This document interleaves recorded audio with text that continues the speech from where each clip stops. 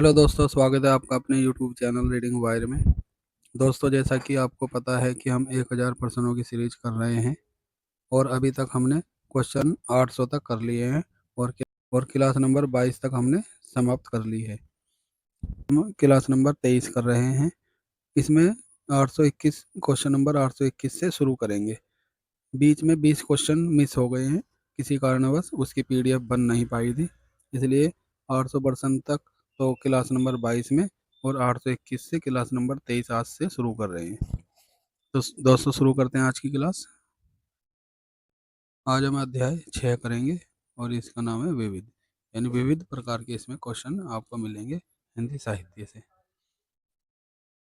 और ये सभी प्रश्न हिंदी टीजीटी और पीजीटी के लिए बहुत लाभदायक प्रश्न है, आप इसको जरूर कीजिएगा। क्वेश्चन नंबर 821, युगों पूर्व भारत में आर्यों की मान्य भाषा इसमें से कौन सी थी? तो इसमें थी वैदिक संस्कृति। क्वेश्चन नंबर 822, साहित्य को जनता की संचित चित्रवर्ती का प्रतिबिंब किसने कहा? ये कहा था आचार्य रामचंद्र शुक्ल ने। Option B. क्वेश्चन नंबर 823, प्रकृति में ईश्वर की भावना भरकर उपासना करने की परंपरा किसकी विशेषता रही है? ये विशेषता रही है भारतीय कवियों की। Option A.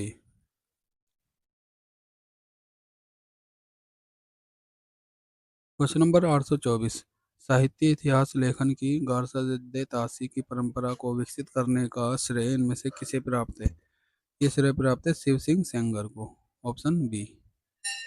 Question number 825, the modern vernacular literature of Hindustan के लेखक का नाम बताइए।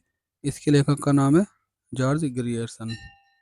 Option C. Question number 826, George Grierson की पुस्तक the modern vernacular literature of Hindustan का प्रकाशन इनमें से किसने किया? ये प्रकाशन किया था एशियाटिक सोसाइटी ऑफ बंगाल ने। Option option B.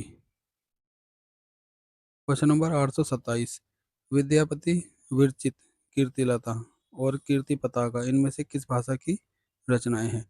ये रचनाएं हैं अवहट अवहट भाषा की। Option D. क्वेश्चन नंबर 828, नाम को राम से बड़ा किस भक्त कवि ने माना है? नाम को राम से बड़ा किस भक्त कवि ने माना है? तो ये माना है तुलसीदास जी ने। क्वेश्चन नंबर 829, भक्तिकालीन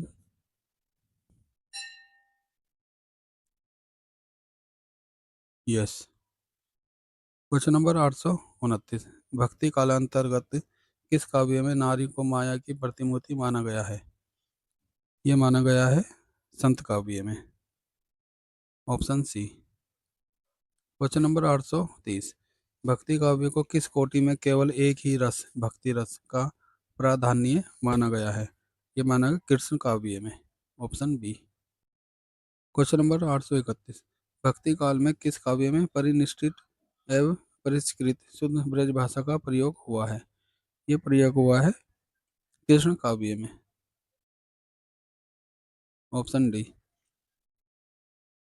क्वेश्चन नंबर 832, चैतन्य या गौड़ीय संप्रदाय का सर्वाधिक प्रचार प्रसार हुआ था कहाँ पर हुआ था? ये हुआ था बंगाल में।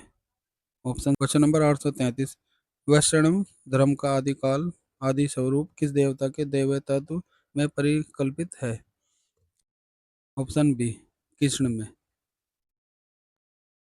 आगे चलते हैं। क्वेश्चन नंबर 834, सखी भावना में राम की भक्ति में रसिकता का समावेश करता किसे माना जाता है? यह माना जाता है अग्रदास जी को। Option B.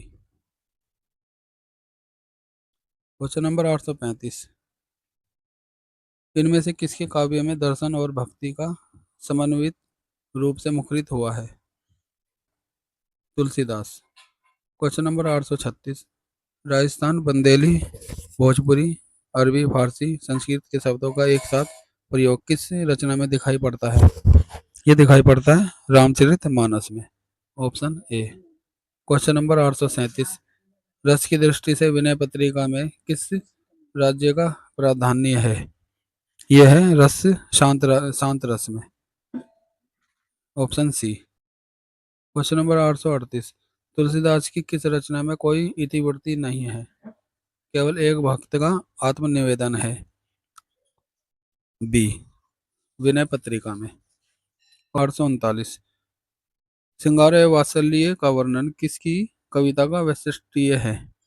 यह है सूरदास जी की कविता में। Option B. Question number 840। भाव, भाषा और शिल्प तीनों दृष्टियों में इनमें से किसकी कविता श्रेष्ठ मानी जाती है? ये मानी जाए तुलसीदास जी की। Option A. Question number 841। मानुष प्रेम मयू बखेटू, ये उक्ति किसकी है? ये उक्ति है जायसी, कवि जायसी की। Question number 842। कबीर मस्त मौला थे, जो कुछ कहते थे साफ कहते थे।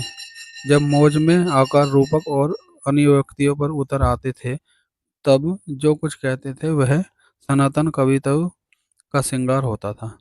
संत कबीरदास के संदर्भ में उक्ति किस आलोचक की है? आचार्य हजारी प्रसाद द्विवेदी।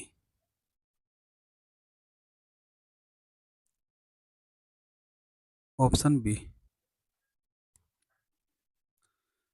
Question number 843। धर्म के गुण और जटिल सिद्धांत जो भाषा और साहित्य के कठोर नियंत्रण में सरसता से समझ में नहीं आते और जिनके लिए सतत अभ्यास करना पड़ता है, तथा जो केवल पंडितों और विद्वानों की विचार संपत्ति बने रहते हैं, उन्हें कबीर ने जनता की भाषा और भाव राशि में सजाकर बोधगम्य बना दिया। यह कथन साहित्य इतिहास के किस आलोचक का है? यह कथन है doctor Ramkumar Verma. Option A. Question number 844। रीतिकाल का समय कितने वर्षों का माना जाता है? रीतिकाल का समय माना जाता है 200 वर्षों, लगभग 200 वर्ष। Option C. Question number 845। साहित्य इतिहास के अनुसार जनता में अंधविश्वास और प्राचीन रूढ़ियों प्रकृति आघात श्रद्धा किस युग में थी? रीतिकाल में। Option C. Question number 846। किस युग में स्वात सुखाय कला के स्थान पर स्वामीन सुखाय कला की प्रतिष्ठा हुई? ये हुई थी रीतिकाल में। Option C. Question number 847। रीति ग्रंथकारों के अनुकरणीय कृति इनमें से कौन सी थी? ये कृति थी रसमंजरी, रसमंजरी में। Option B. Question number 848। रसवाद आचार्य चिंतामणि का पूरा नाम क्या था? इसका पूरा नाम था Chintamani Tripathi. Option D. Question number 849। Jagat Vinod किस आचार्य द्वारा प्रणीत रस ग्रंथ है? जगत विनोद है डी, चिंतामणि त्रिपाठी के द्वारा।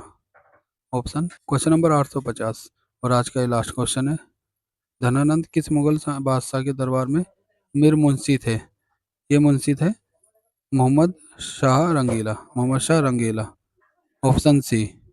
तो दोस्तों ये थी आज की क्लास। आज क्लास नंबर हमने 23 समाप्त कर लिए। मिलेंगे जल्दी ही अगली क्लास में, क्लास 24 के साथ।